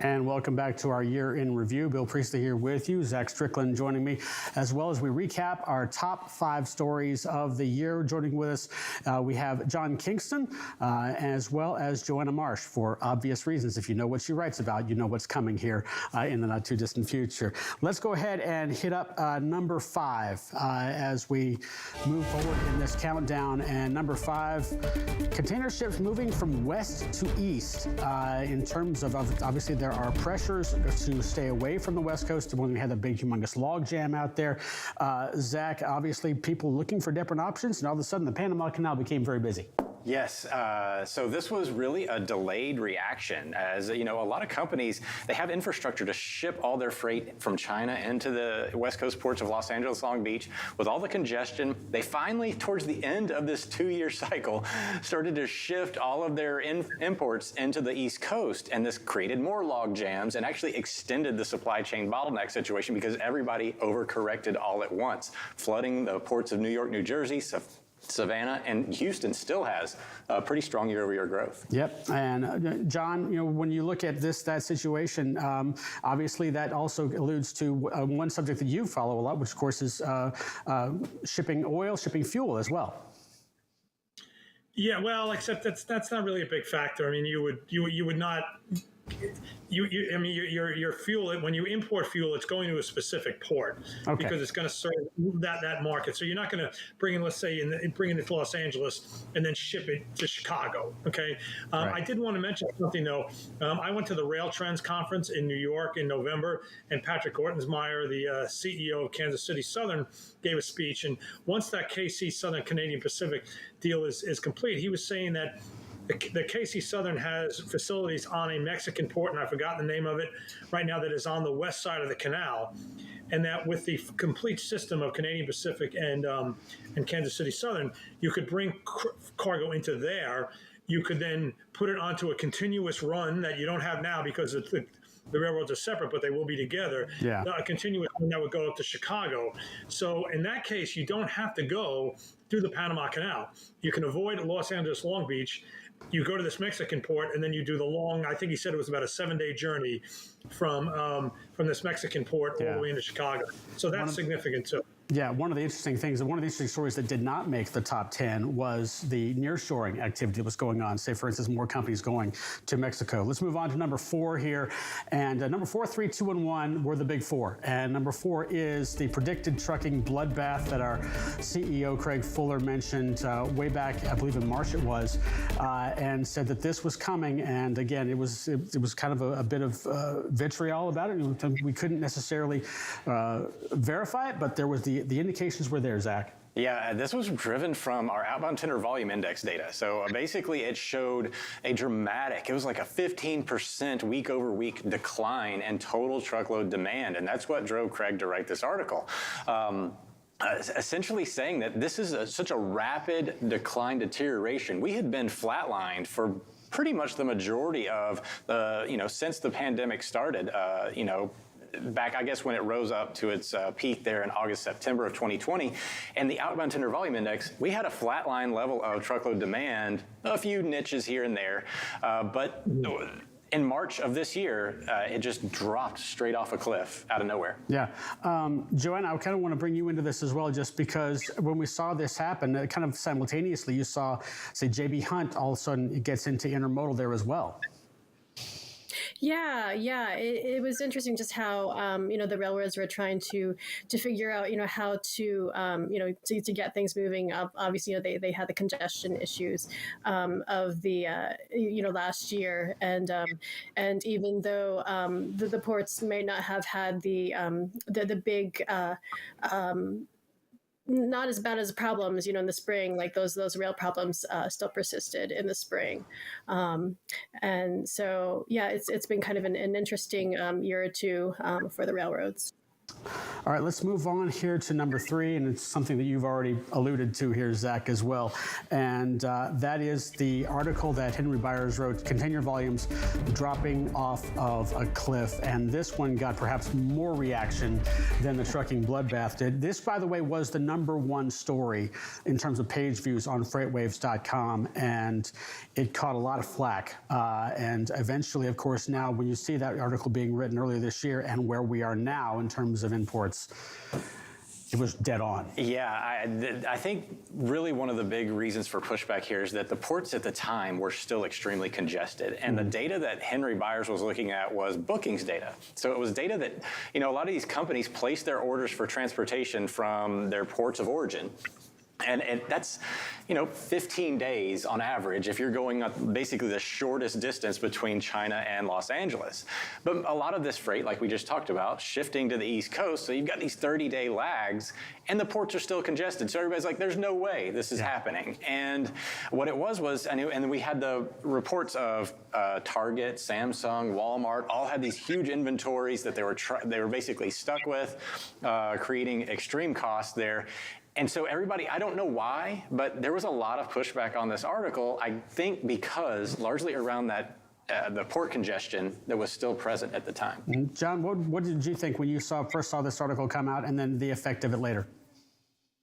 I knew that it was based on some solid data. So, look, it's almost like stock markets when you're in a recession. Mm-hmm. When they start to go up, they always tend to start going up when things look really, really bad. And when you come out of, let's say, the Great Recession, and the stock market went on a 6-7 year run that began in like March of 2009. Well, the economy was in terrible shape in March of 2009, and yet the stock market started to rise. So the idea that if we were going to have a collapse, it would start to show up in data, way beforehand. I had no problem with that at all. You see that all the time. All right, let's move on here to number 2 and number 1. And let's just start with number 2 anyway. And this, John, I don't know how many stories you wrote on this and how many stories you're going to continue to write on AB5, but when this one dropped, it came all encompassing in terms of, my goodness, how are we going to figure this out? What's California doing? How are we going to define an independent contractor? You followed this for a long time. This is, like you said earlier this year on FreightWaves Now, this is going to be something that we're not going to solve in our lifetime, let alone now. Well, I hope we solve it in my lifetime. Anyway, what can we say? We could go on forever about this. I would say at this point now, the best thing that could happen to the California trucking industry, and I said this yesterday on FreightWaves Now, we talked about Prop 22, also on California. The best thing now would be for the state to start taking some actions against trucking companies that they think are in violation of AB5. The reason being that right now you have a law that is not particularly detailed in what you can and cannot do. So you're going to need a body of law that has specific cases that should give some direction to companies on what, yes, they can and cannot do. I'd be shocked if we got out of the first quarter of 2023 without the state having taken an action against somebody. Remember something, there was an earlier decision, I think it's on a state level, that AB5 can also be applied retroactively. So it's not as if companies that are just violating the principles of AB5 since June 30th would be targeted. It could be somebody that we're having problems, we're acting in such a way regarding employee classification 2 years ago. So I expect that you will see some action certainly this year, and I think maybe going to be early this year by the state against some trucking companies. And except for those poor people who are going to get caught up in it and pay a lot of money in legal fees, I think it will be really good for everybody else because it should really kind of put some more meat on the bone. Let's also point out that the original case that led to the injunction that kept AB5 out of the state has now been kicked back to the lower court, back to the federal district court. It's before the same judge that handed down the injunction. This case still needs to be adjudicated. It was just because the Supreme Court did not hear the appeal on the injunction does not mean the case was settled. The case still needs to go through. So, that alone is probably going to take a few years because you figure whatever decision comes down in the district court, that'll get appealed to an appellate court. They may try to go to the Supreme Court again. So, it's going to go on a long time. But I do think that I know this sounds crazy, but let's have the states step up and bring some actions and give the rest of the industry a little more detail. And sorry if you're one of the companies that they bring actions against. I'm not rooting for your problems. Gotcha.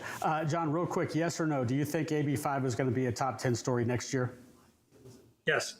Okay, all right, that's fair enough. All right, let's move on to number one, and obviously Joanna's here for a reason. And this was the story that got the most votes across the board. It was number one by a pretty decent margin as well. Congress coming in and stopping a possible rail strike. And Joanna, you covered this for a while. Obviously, they went through one roadblock after another stoppage, another cooling off period, another agreement. Then the agreement had to be ratified. What was this roller coaster like for you? Well, first of all, let me do a little victory lap for rail being number one. So that is due. That is due. Yeah. But it is complicated, and I think it's funny because I was thinking just now about how I've seen commercials on television like over even while all of this was going on about how America should support freight rail, and so I think with all of this that has happened, especially in the sort of fall and winter months, freight rail got a spotlight that perhaps it hasn't really had as much in recent years. And so I think looking at all that's happened, I think kind of two things stand out. Like one is just, the rail industry is kind of at a crossroads. So you have, on one level, you have the issues it still has to contend with in terms of improving service and also how to address quality of life issues with the workforce crews. So you have that. And then on another level, it's almost kind of like, was it like all press is good press? And so it's like, taking that spotlight that the industry got, because of the rail strike, and, how can you spin that into a positive thing and like look how vital rail has been. There was a potential for strike not once but twice, and how integral rail is to the supply chain and in moving products. Yeah, we've got about 15 seconds here, so real quickly on this answer. Do you think, as you were covering the story, did you think, yes, this is going to end in Congress eventually, or did you think, yeah, they could possibly pull this out? It was really hard to say because I think even and this is just my personal opinion, like I think even the unions themselves, because the negotiations, they worked in it together, but then all the agreements kind of were handled in an individual manner. I think even within the unions, there wasn't really a clear consensus about what might happen. I mean, You have heard people saying though that the rails. That the unions decided to pursue the path. And so maybe they were thinking that Congress could intervene. Gotcha. Well, that's our top 10 stories, 10 through 1, going from Target all the way to Congress averts the possible rail strike there as well. Gentlemen and Joanna, thank you so much for joining us. We'll take a short break, come back with some special guests.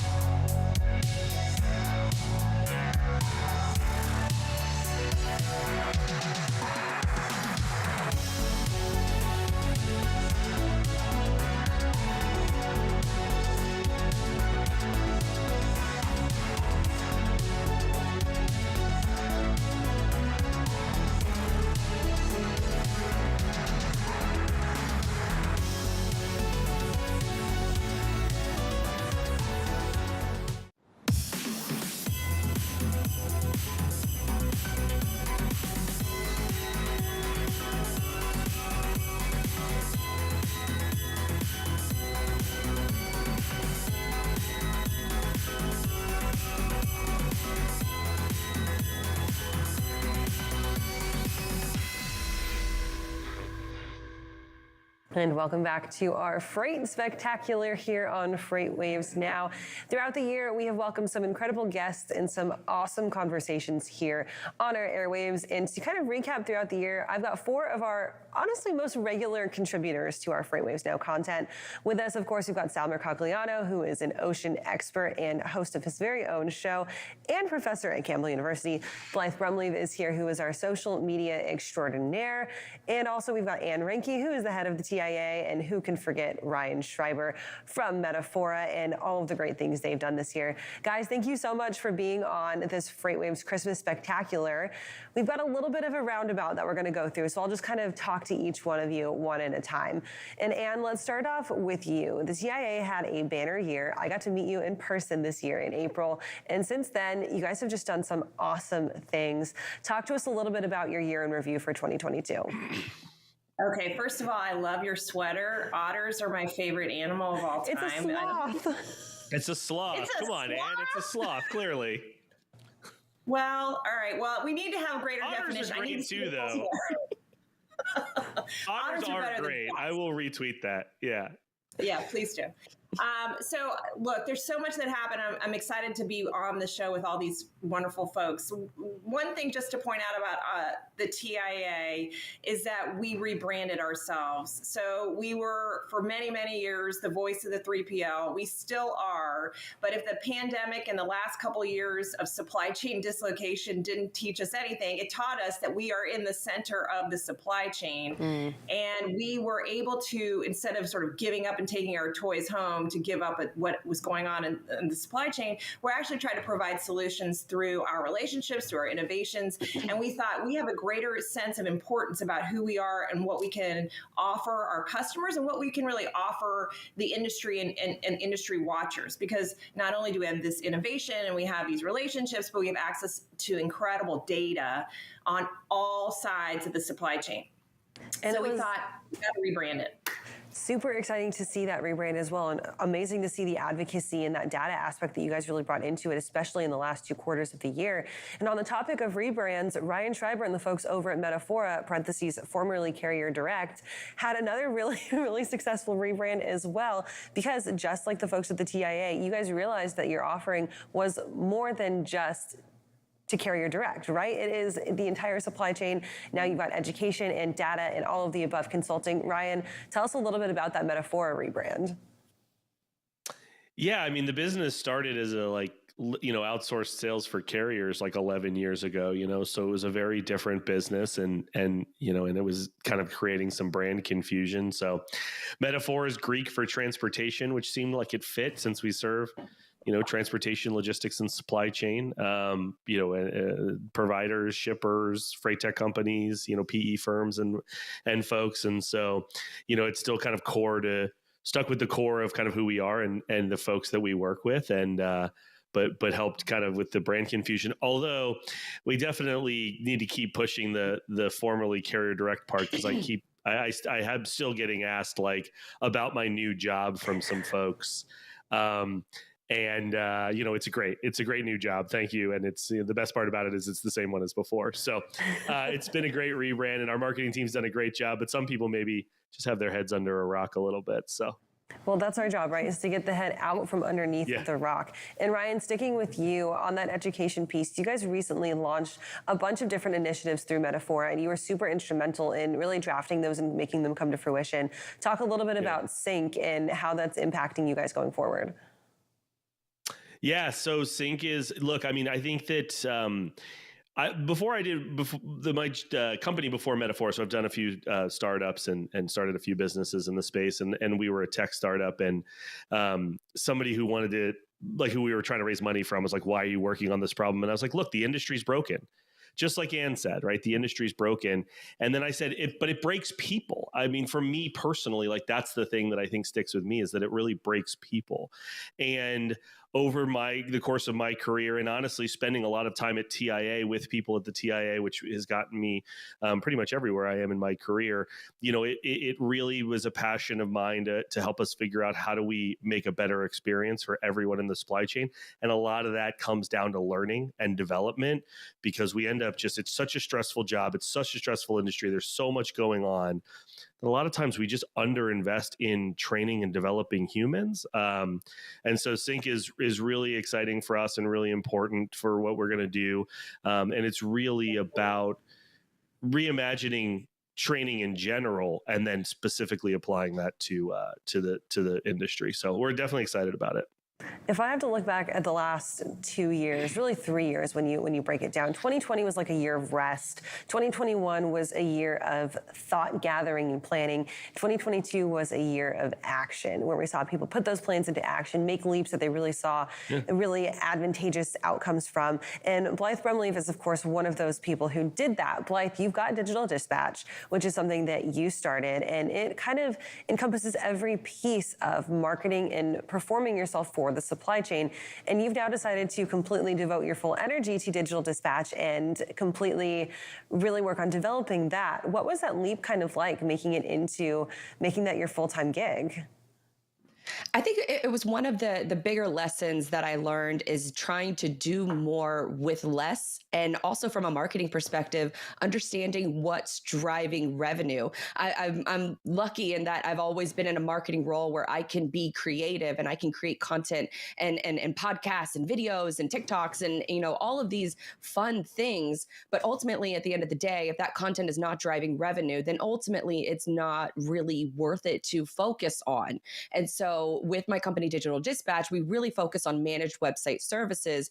And that's only, a lot of companies will just, put your website up and then you never hear from them again. Whereas, I really love, to sort of echo Ryan and Ann's point, education is such a huge part of a marketer's role within this industry. Not only do you have to stay up to date with everything that's going on in marketing, but you also have to stay up to date with everything that's going on in freight. And that can be really, really challenging to know where you should focus your time and creative energy on. And so you really hit the nail on the head that the last couple of years has really been figuring out, okay, well, how can I still be of service to my customers, but not want to, and still create a lot of, fun content and educational content, but still be able to provide value for both of those sides of the coin. And I think that's what a lot of, smaller startup businesses are struggling with is how do I get my message out into the world? And then how do I continue servicing my businesses or servicing my clients with my business? And so that's where, I try to focus a lot of my content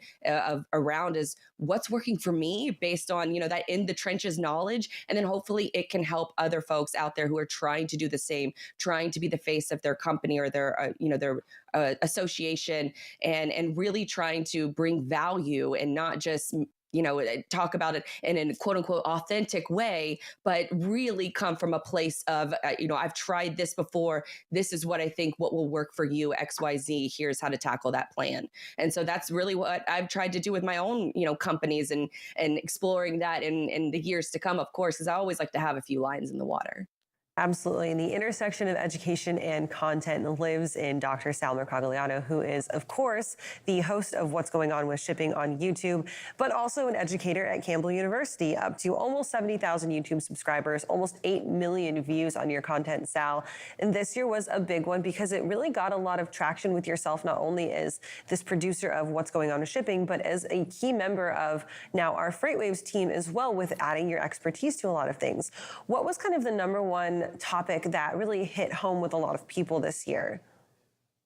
Oh, well, I think the most popular video I did was the issue about where the ships go from Los Angeles. That was a video that got almost 800,000 views. And, when I started the channel way back in March of 2021, when Ever Given went sideways in the Suez, initially it was to provide some context to a maritime disaster, as some of my friends call me, the Jim Cantore of maritime disasters out there. But one of the things I've been trying to do is really contextualize what's going on with the shipping industry so that people within the shipping industry themselves, but not in visible shipping, but in freight shipping, will know what's going on there. Because again, what we saw off of Los Angeles and that explanation about what has happened to cause it and then cause those ships to go away, I think is really important. Because if you're a shipper, if you're trying to get your cargo from point A to point B across the ocean, understanding ocean shipping is pretty alien to most people. And right now we're in a unique situation. You know, I like to think that going forward, we're in as about a perilous situation with shipping as we were during the supply chain crisis. Now you have shipping companies who are drunk on profits. And let's be clear, sailors who are drunk don't spend money very well. And that's a problem that we are going to have to see. How do these shipping companies go forward? The lingering issue in the back of the head of all these companies is Hanjin Marine that went bankrupt in 2016. And one of the things I've been trying to do with the channel is really educate and make this type of information available to people who are both in the shipping industry and outside the shipping industry. So I think kind of the central theme of this conversation has been education and teaching, and I want to wrap it up by asking that of all of you as well. Sal, let's stick with you. Looking forward into 2023, if you wanted to teach either your students or your general public, the people who are viewing your content, one thing, what are you looking to teach them most? Well, I think one of the most important things is that the information is out there and you just have to be able to go find it. You know, one of the things that FreightWaves does, and I think all the guests do here, is put out a lot of content, a lot of information, and it shows you that there are professionals out there, there's information out there, and you need to be able to go out and access that. And that's the key. Nobody can be the master of everything. The master of everything is the master of nothing. But what you want to do is be able to find people who can give you that kind of information, that kind of, you know, point you in the right direction. And I think that's what FreightWaves, that's what all the guests on here do, is provide that kind of content. And, you know, there are areas where there are expertise out there, and that's what you want to find. Absolutely, and you're looking at 4 of the best teachers possible on your screen. Blythe, back to you. You're teaching someone who is coming into the social media marketing world specifically for freight for maybe the very first time, this entry-level job. What is the one thing you are teaching that newcomer to our space? The one thing is doing more with less. Do not try to be everywhere, be everything to everyone. You really want to pick 1 or 2 channels. Start with a video first approach. Pick 1 or 2 channels that you have the highest organic reach, meaning not paid. You don't have to pay for advertisement, and then focus and go all in. Learn the nuances of that channel and then start there. LinkedIn and TikTok are the 2 biggest platforms right now where you have the most organic reach without paying for that organic reach. I mean, you can pay if you want to, but having those 2 channels and focusing your efforts there, then you will be able to transform those skills. Should LinkedIn and TikTok ever go away, you will be able to transfer those skills to whatever platform is next, because you learn the nuances, you learn the language of that platform, and you actually built a community that can be transferred to any other platform or a platform you own. Ryan, back to you. You're looking and speaking directly to companies, brokerages, anyone in freight who is looking to grow their business from the dollar side of things this year. What is the one thing you are teaching them for growth in the new year? You know, that's actually, because I was going to tag on to something that Blythe, the question you asked of Blythe, but I think the same thing is true. Just like do something. Like don't you know, like you need to plan, you need to learn, you know, things. You need to certainly, like, you know, take calculated risks and explore, you know, solutions. But like the biggest reason that companies don't grow, the biggest reason that you don't start your social media channel and get where you want to go is because you don't get started. And so, like, unblock yourself. You know, you can find reasons that things aren't going to work, or you can find reasons that things are going to work. And that doesn't mean like throw caution to the wind. You know, in the Blythe example, it doesn't mean throw caution in the wind, start rooting for the Jaguars, quit your job, you know, and bet everything on becoming a social media star. And for businesses, it doesn't mean hire 700 sales reps, you know, when you're a $10 million, you know, broker, or lease 800 trucks when you've only got 5. But definitely, like, get started, do something, start working on things, and then review the results as they come and adjust. Definitely don't start rooting for the Jaguars. I mean, that part, like, right? Don't start rooting for the Jags. I'll agree with that. Yeah. And last question for you to wrap it all up in a nice shiny bow. You want to teach Congress something from an advocacy point of view. What are you teaching Congress this year? Good Lord, that is not a team building ass question, Kaylee. Oh, all right, look. Teach them not to root for the Jaguars. Yeah, right? Here's what I would say about Congress. They don't know, some people think they don't know anything. but they certainly don't know everything. And so the point of us being up there is we've got to go up there and teach them what our impact is as an industry, who their constituents are, what they should care about. And by the way, do no harm. I mean, that really is the ultimate goal that we have. Sometimes we're a little bit more proactive than that, but if we're not up there, we're doing our members a disservice, we're doing our industry a disservice. So we have to go up there and teach Congress essentially brokerage or logistics 101. And in fact, we call it that. We have a session at the beginning of the year for each Congress, and we call it Brokerage 101. And these are for the 23-year-old staffers. And by the way, 23-year-old staffers run the government. We teach them what they need to know about who we are, what we do, and how critical we are to the supply chain. And how to do no harm. Guys, thank you so much for being part of our content all year long. We look so forward to having you guys back in 2023. Take care. Happy holidays. We will talk to you guys all in the new year. Happy holidays. Thanks. And go Jags. Happy holidays. Go Jags. Go catch all of their content on the various platforms. You can find them all there. And as I mentioned multiple times, it's been a massive year for us here at FreightWaves. Let's take a good look back through the archives at our FreightWaves 2022 year in review. Dude, you all right over there? No. Am I all right? All right, now we're good. We're good.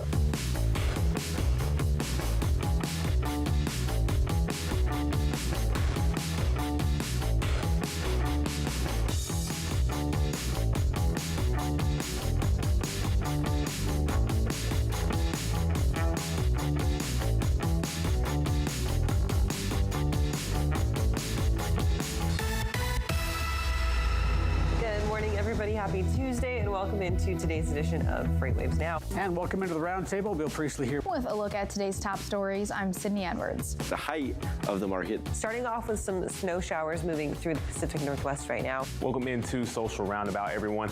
I'm Isaiah Buchanan, but also going to bring in Joe Antoshek. So we've got a panel here.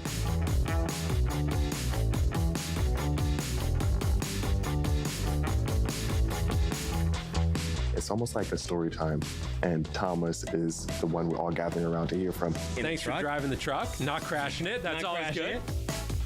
Anyway, if you are going to take your truck out on the river like that, please make sure to wear a life jacket. After all, it's state law. Let's just dig straight in. Peak season. What's going on already? Yeah, the faux truck. You can have a freight recession and not a GDP recession, which is probably what we're seeing. What are you most excited to see technology-wise become more a part of the everyday e-commerce fulfillment environment?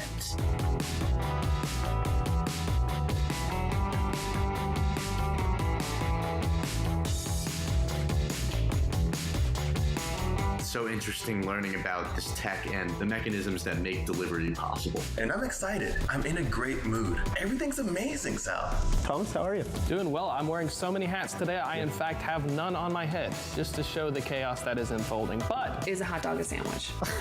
Okay. Is pizza an open-faced sandwich? It's bread. So I heard Brad say it. Rates are coming down, meaning the profit margins for shippers are going up. I'm going to go ahead and get my Robin Hood out here and go long on Target and Walmart real quick. Starting off with a friendship, more of this personal relationship instead of looking at every relationship with folks in the industry as a brand building relationship. We're all in this together. Everyone's making fun of me with these frames, calling me Harry Carey. If I'm going to be called anything in life, Harry Carey's not a bad Yeah, I'm not making fun of you. I like him. I appreciate him. I got to think that some of the attorneys there are just licking their chops over bringing the first AB5 case against the trucking sector. I was giddy last week. Same. I was up late. I was up early, and I was just like, all right, where are the numbers? What are we going to see? A lot of times, supply chain is everything, and sustainability touches everything. And so if you're coming into this field now, you should be encouraged and excited that you have the whole world in front of you to be able to make an impact. So just get started. This is meant to be an environment where we talk about real issues, discuss what that means, but out of this, we get to go innovate. We're bringing together the industry, bringing world-class content, innovators, and also incorporating networking and entertainment into it.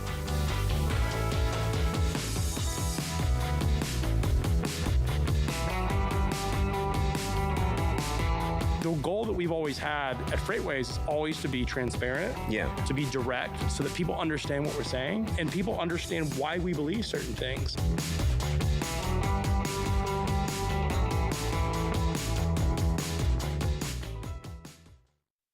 we're rounding out the year surrounded by family.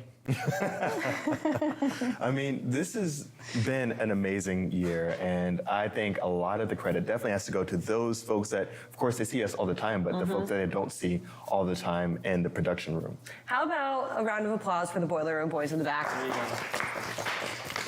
And all the reminders, the viewers don't know sometimes that I a lot of times forget to turn on my mic. So a huge shout out to the Boiler Room boys for sure for getting me right before we go on air. Like, hey, Anthony, turn on your mic. Anthony, the viewers know when you forget to turn on your mic because they see you talk and they don't hear anything. But sometimes they might think, hey, it's the production. It's me. It's me. It's him. He's the problem. It's him. Guys, let's be honest. We're not just Freight friends. We are Freight fam. And we could not have done this year without everybody here. So thank you all so much for your viewership. Thank you so much for tuning in every morning live at 9 a.m. We won't see you guys tomorrow. We've got some messages for goodbye from the rest of our FreightWaves crew.